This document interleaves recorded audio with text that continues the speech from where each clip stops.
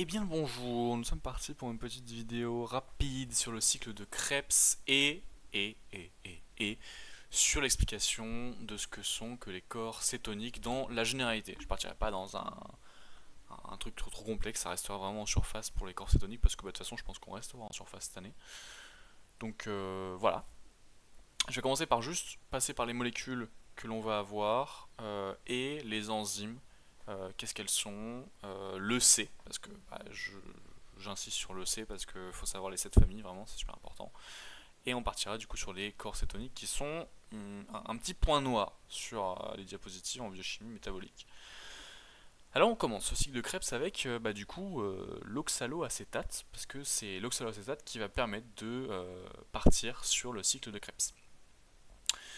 L'oxaloacétate qui va devoir être couplé à cet acétyl-CoA, d'accord. On va avoir 5 facteurs d'ailleurs dans ce. Je fais une petite aparté très rapide. On va avoir 5 cofacteurs vraiment principaux sur le cycle de Krebs. Donc du coup la CoA, qui est une coenzyme, le NADH, enfin NAD+, NADH, le FAD, FADH. On va avoir du coup l'ADP ou GDP. Et donc là c'est pas marqué, mais je le mets quand même, le TPP, pardon. TPP qui va aider à des réactions de décarboxylation. Voilà, donc on va commencer. Donc l'oxaloacétate plus l'acétyl-CoA qui va du coup utiliser la citrate synthase, d'accord, qui est l'enzyme qui va permettre à l'acétyl-CoA et à l'oxaloacétate de former de la citrate. C'est simple, pour savoir ce que fait une enzyme, vous prenez le nom de la molécule, vous rajoutez ase à la fin, voilà. Donc citrate synthase, donc ça va faire de la synthèse de citrate. Et cette fois-ci, du coup, on va avoir. Alors, je vais vous mettre sur la page quand même de cette enzyme, la citrate synthase, voilà, qui est du coup le C2. Donc, c'est une transférase. Donc, on va avoir un transfert de groupement. Et c'est ce qu'on voit ici, hein, parce que du coup, l'acétyl-CoA va devenir CoA et l'oxaloacétate va devenir le citrate. Donc, on va juste servir aussi également de l'eau. C'est une transférase, voilà. L'acétyl-CoA qui va perdre son acétyl et qui va du coup donner le citrate, qui est normalement la plus grosse molécule dans ce cycle entre guillemets des sucres que l'on a. Ensuite, du citrate, on passera au 6-aconitate, et cette enzyme qui va nous permettre de passer du citrate au 6-aconitate, ça va être l'aconitase. Alors, cette partie en jaune du cycle, il va falloir faire un peu gaffe. Je vais vous dire pourquoi. Parce que citrate, 6-aconitate et isocitrate, c'est une réaction qui est réversible à chaque fois. D'accord. On voit qu'il y a les deux flèches dans les deux sens. Contrairement au citrate qui ne peut pas redevenir de l'oxaloacétate, il faut passer par tout le cycle. En même temps, c'est fait exprès. C'est pour faire de l'énergie, donc si ça pouvait revenir en arrière en un seul coup, bon, ce serait un peu chiant. Mais il faut savoir que le 6-aconitate est une molécule, d'ailleurs comme l'alpha-acétoglutarate, assez instable. D'accord. Donc cette transformation entre la 6-aconitate et l'isocitrate se fera quasi immédiatement. Ok. Ça sera vraiment très concerté, ça sera direct. Donc pour passer de ce citrate qui va dégager de l'H2O jusqu'au 6-aconitate qui va faire re-rentrer de l'H2O, on va arriver avec de l'isocitrate. Donc qu'est-ce qui s'est passé? On a tout simplement enlevé de l'eau et on en a remis. Cette aconitase là, c'est une enzyme qui fera partie du coup de l'EC4, ok, qui est une liase et qui va se servir. Alors là, c'est attention, c'est vraiment, oui, si c'est bon, c'est dans le bon sens, c'est de gauche à droite. Euh, qui va ici casser cette molécule de citrate pour en dégager de l'H2O et se resservir de l'H2O, attention, se resservir de cet H2O dégagé pour transformer en isocitrate. C'est d'ailleurs pour ça que cette réaction est assez rapide, je trouve. Je pense qu'on peut assez bien l'expliquer en disant que l'aconitase qui va juste se garder l'H2O dans le sac à dos pour le ressortir, pour se synthétiser l'isocitrate. Voilà. Donc pour l'instant, déjà, on a fait quasi la moitié. On est passé de l'oxaloacétate à la citrate, citrate 6-aconitate, et 6-aconitate très très vite à l'isocitrate. Ne regardez pas glyoxylate, on s'en fiche, là on suit le grand cycle. Voilà. Ensuite, on va passer à l'isocitrate, oui si, on va se servir de l'isocitrate déshydrogénase, donc qui est une enzyme, d'accord, qui va avoir son petit cofacteur, son NAD+, des familles, pour donner l'alpha-cétoglutarate. glutarate. Et là, idem, l'alpha-acétoglutarate est assez instable. Ok. Donc, l'isocitrate déshydrogénase, qui est juste là, ouais, nickel si j'ai bien mis, est une oxydoréductase, EC1, d'accord, oxydoréductase.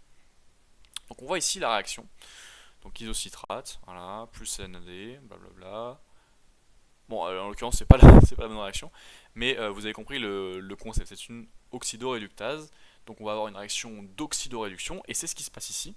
Ok, donc vous allez regarder les deux molécules, entre isocitrate et alpha-acétoglutarate, et on voit que globalement, la seule chose qui change, et bah, il y a un dégagement de protons, pardon pour le micro, il y a un dégagement de protons et un dégagement d'acide carboxylique, d'accord, de dioxyde de carbone du moins. Donc ce CO2 dégagé, bah, il est juste là en fait. C'est le dernier groupement qui était là, enfin c'est ce groupement là plutôt, sur le carbone 3. Je mettais pas ma souris au bon endroit. Et ce H, d'accord, qui était sur un des carbones, et bah, il va être dégagé. Voilà, donc l'isocitrate déshydrogénase qui va faire une oxydoréduction sur cet isocitrate. On va arriver avec l'alpha-acétoglutarate, d'accord, qui va être très très vite. Pareil, oxydoréduction, alpha-acétoglutarate déshydrogénase, qui va dégager, bah, comme la dernière réaction, NADH et CO2. C'est pas la bonne enzyme. Ah oui, parce que je l'ai pas recherché celle-là. Merde. Bon, bah, c'est pas grave. Bon, de toute façon, c'est à peu près la même chose, d'accord. Donc une oxydoréduction. Vous perdez pas là-dedans, vraiment.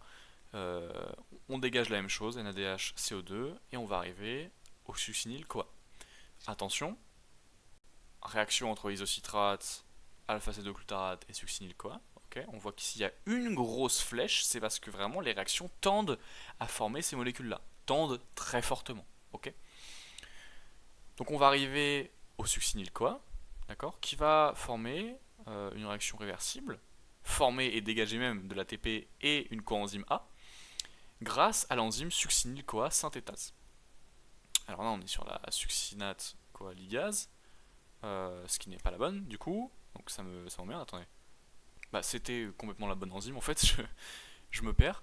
Donc cette enzyme qui a un nom différent sur Brenda, mais c'est pas grave, en même temps c'est les anglais, succinyl-CoA synthétase. Donc on va avoir ici une réaction donc, de droite à gauche, hein. Ne lisez pas de gauche à droite, de droite à gauche.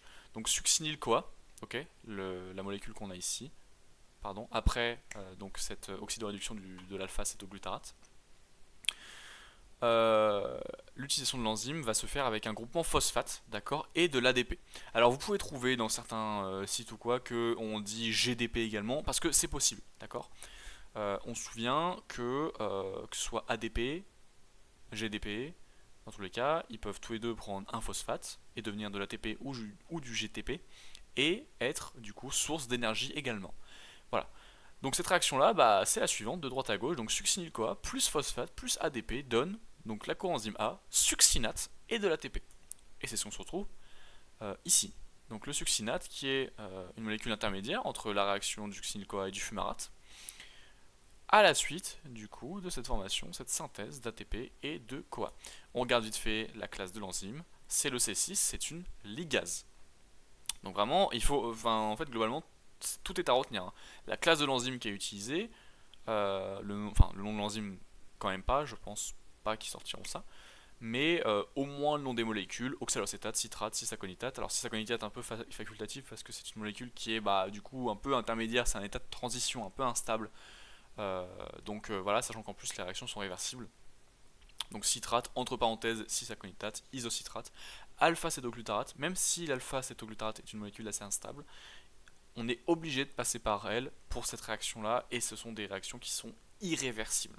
D'accord. Donc l'alpha-acétoglutarate, c'est une molécule qui est importante dans ce cycle. Si on n'y passe pas, on n'a pas que succinyl-CoA. Donc ensuite, succinyl-CoA, succinate. On va se servir du coup de la succinate déshydrogénase, qui est du coup une enzyme EC1, oxydoréductase. Donc alors, prenez pas en compte les quinones, ça on s'en fout. D'accord. On va juste retenir qu'entre succinate et fumarate, il y a une réaction d'oxydoréduction. On voit que le succinate perd 2 hydrogènes. D'accord. La succinate déshydrogénase utilise 2 hydrogènes pour y donner au FAD, qui va devenir FADH2. Donc nouveau cofacteur, hein, comme je vous avais prévenu. Et on va passer du coup au fumarate. Le fumarate, qui, bah, on se rapproche quand même de l'oxaloacétate. Si vous regardez bien les molécules à quoi elles ressemblent depuis tout à l'heure, et bah déjà on est au même nombre de carbone, ok, et on commence sérieusement à se rapprocher, sachant qu'en fait, on a littéralement le même nombre d'atomes dans les deux molécules. Il faut juste changer la configuration. Et pour ça, qu'est-ce qu'on va faire? On va utiliser la fumarase. Et la fumarase, c'est une liase qui va utiliser de l'eau, d'accord, pour passer de ce fumarate au S-malate. Alors, c'est marqué S-malate. Ici, c'est marqué malate. Nous, ce qu'il va falloir retenir, c'est que c'est le L-malate. Je vous renvoie vers les cours de première année en biochimie où on avait défini que quand il y avait un groupement alcool, d'accord, vers la gauche d'un sucre, c'était le L, et quand c'était vers la droite d'un sucre, c'était le D. Donc l'alcool ici n'est pas à droite, sinon ça aurait été D-malate. Donc pour nous, on va l'appeler le L-malate. Donc cette fumarate hydratase, ou juste ici appelée fumarase, va utiliser de l'eau, d'accord, pour l'implanter sur ce malate. Puis on va utiliser une malate déshydrogénase, d'accord. Bon, ici il n'y a pas la réaction, ça c'est dommage. On va utiliser une malate déshydrogénase qui est une enzyme d'oxydoréduction. Donc on va refaire une oxydoréduction, d'accord. On va refaire perdre 2 hydrogènes à cette molécule de malate pour donner de l'oxaloacétate. Et on a fini le cycle de Krebs. On voit que ça aura dégagé de l'ATP, ça aura dégagé du CO2, ça aura dégagé des coenzymes qui auront été réduits, d'accord, qui auront gagné des protons. Et donc, on a fait le tour. Alors, c'est vrai que c'est un peu dense, c'est un peu court comme explication. J'aurais pu passer plus de temps à décrire certaines enzymes, etc. Mais, alors j'ai trop zoomé. Mais on va passer sur les corps cétoniques, d'accord, sur ce que c'est et sur à quoi ils servent. Alors, ici, nous, globalement, les corps cétoniques, on les a surtout vus ici. Et on s'est posé la question de mais d'où est-ce qu'ils sortent? Et bien c'est très simple. On voit que le glucose ici, le cerveau l'absorbe pour s'en servir, énergie, sucre, tout ça, tout ça. Le glucose, lui, il est dans le plasma sanguin. Sauf qu'on voit que le corps cétonique, finalement, lui, quand on fouille un petit peu sur internet et qu'on regarde la molécule, on se dit mais pourquoi est-ce qu'on fait ça? Et bien en fait c'est super simple. Les corps cétoniques, d'accord, on voit ici, alors c'est pas affiché, je vais vous le mettre, tac, voilà. Donc, les corps cétoniques, ils se situent ici. Pour avoir un corps cétonique, il faut avoir transformé l'acétyl-CoA, d'accord? Sauf qu'ici, on est dans une situation donc, où l'indice de glucose est très bas dans le plasma sanguin. Vraiment, faites la différence entre si le glucose est dans un bon index ou dans un mauvais index. Pour avoir un index de glucose bas, okay, on va se situer, donc nous dans notre exemple, en phase de jeûne. On se souvient qu'on oppose la phase de jeûne à la phase postprandiale qui est la digestion globalement. Et le jeûne, du coup, la situation où on va avoir un indice de glucose faible dans le plasma sanguin. On ne va pas ingérer grand chose. Donc, logiquement, vous savez que vos acides gras qui sont stockés, ils vont subir une bêta-oxydation pour former de l'acétyl-CoA et du coup faire ce cycle de Krebs.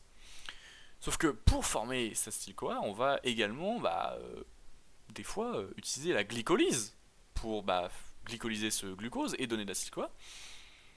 Sauf que quand on n'a pas assez de glucose et qu'on ne peut pas faire de glycolyse, d'accord, et c'est l'oxaloacétate, donc la molécule de premier ordre dans ce cycle de Krebs, qui va être utilisée pour former du glucose. Ok. Et pour ça, on va faire de la néoglucogénèse, terme ultra important. Sauf que si l'oxaloacétate n'est plus présente dans le cycle de Krebs, le cycle de Krebs va juste s'arrêter. D'accord. Cette fois-ci, donc après néoglucogénèse, le glucose lui va être remis dans le plasma sanguin, remonter l'indice, réutilisé, etc. Sauf que cette fois-ci, l'acétyl-CoA va pas pouvoir réagir avec l'oxaloacétate pour former le citrate et démarrer le cycle de Krebs. Et donc c'est les acides gras qui vont, après une bêta-oxydation, donc eux faire leur chemin normal, former l'acétyl-CoA qui va donner un corps cétonique. Et ce corps cétonique sera dirigé, comme on l'a vu ici, vers le cerveau pour former de l'énergie et permettre au cerveau de fonctionner normalement quand l'indice de glucose sera bas. Voilà, je pense avoir fait un petit peu le tour de la fonction du corps cétonique. Pourquoi est-ce qu'il était formé, qui le formait, avoir fait le tour du cycle de Krebs en général, avoir vu toutes les enzymes, les classes de ces enzymes également. Donc vraiment, connaissez-les, c'est super important. Les connaître, c'est avoir apprivoisé à moitié le cycle de Krebs. Et donc on aura passé après la généralité de tout ça. Voilà. Donc si vous avez des questions, comme d'hab, et ben vous me demandez en cours, ou vous m'envoyez un message, je sais pas, bref, on s'en fout. D'ici là, bonne révision.